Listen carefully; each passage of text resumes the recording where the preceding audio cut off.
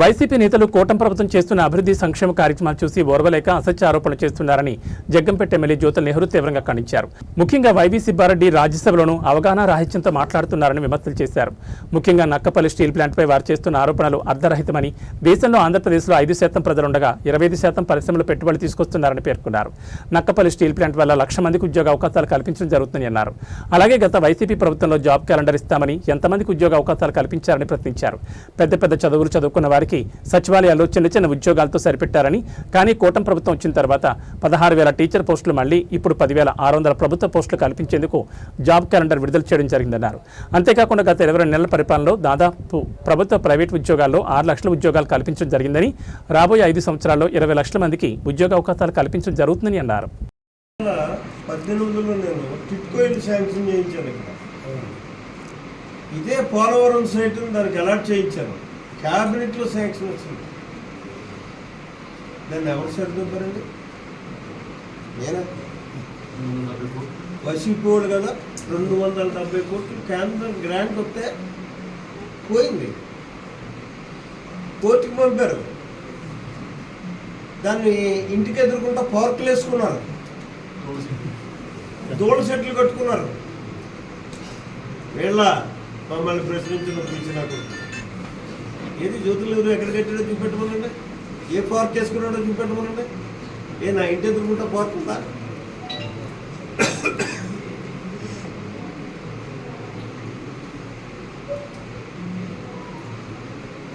లేదా అప్పలరాజు గారు ఉన్న దోళ్ళ సెట్లు వేసుకున్నాడా?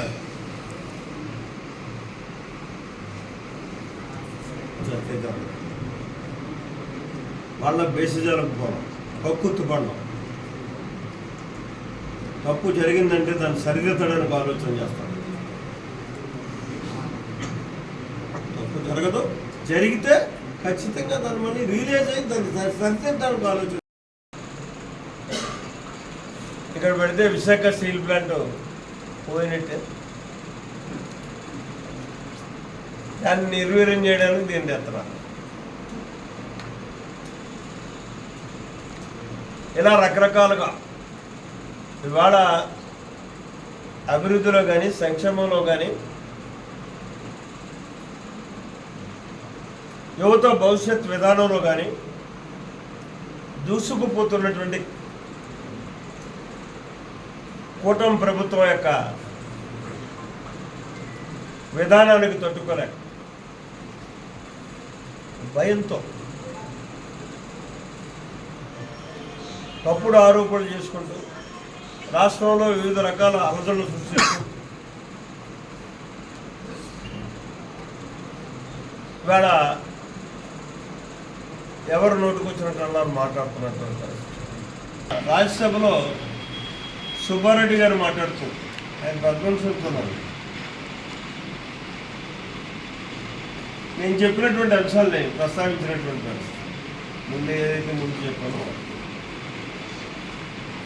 అంటే ఇక్కడ నాయకుడు ఆదేశం ప్రకారం ఇక్కడ ఏం మాట్లాడితే అదే పాత మనబడి ఏదైతే 5 సంవత్సరాల గత వాళ్ళ వైసీపీ పాలనలో ఈ రాష్ట్రాన్ని విచ్ఛిన్నం చేయడానికి ఆయన మేధాశక్తులంతా జగన్మోహన్ రెడ్డి ఉపయోగించి ఏ రకంగా అయితే వ్యవహరించాడో ఇవాళ ప్రతిపక్షంలో కూడా అదే రకంగా వ్యవహరిస్తూ మేము అభివృద్ధి పదం వైపు ముందుకు తీసుకెళ్తున్నటువంటి కూటమి ప్రభుత్వాన్ని మన జోన్ ఏదైతే విశాఖ జోన్ ఉందో విశాఖ జోన్లో ఉన్నటువంటి యువతకి 40,000 ఉద్యోగాలు ఉపాధి కల్పించేటువంటి పరిస్థితి ఉన్నాయి. ఇక ఇండైరెక్ట్గా 60,000 ఉద్యోగాల అవకాశాలుగా ఉపాధికి వచ్చేటటువంటి పరిస్థితులు ఉన్నాయి. ఎన్నో యాన్సిలరీస్ వస్తాయి. ఇవాళ జగ్గంపేట దగ్గర కూడా ఇవాళ మనం యాన్సిలరీస్ తీసుకోవడానికి అవకాశం ఉంది. నిన్న డిఆర్సీలో మేము నిర్ణయం తీసుకోవడం జరిగింది. డిఆర్సీ ఇన్ఛార్జ్ ఎవరైతే చైర్మన్గా ఉన్నటువంటి మన జిల్లా ఇన్ఛార్జ్ ఉన్నారో నారాయణ గారు పబ్లిక్ స్టేట్మెంట్ ఇచ్చాడు. ఒక్క జగ్గంపేట గురించి మనం మాట్లాడుకోవాల్సి వస్తే ఏదైతే మనిషాల్లో మనం ప్రపోజల్ ఇచ్చామో 450 ఎకరాలు దాన్ని చేస్తున్నామని చెప్పేసి చాలా క్లియర్గా డిఆర్సీలో నిర్ణయం తీసుకోవడం జరిగింది. నిజంగా పారిశ్రామిక 450 ఎకరాల్లో కానీ మనం ఏర్పాటు చేసుకోగలిగినట్టయితే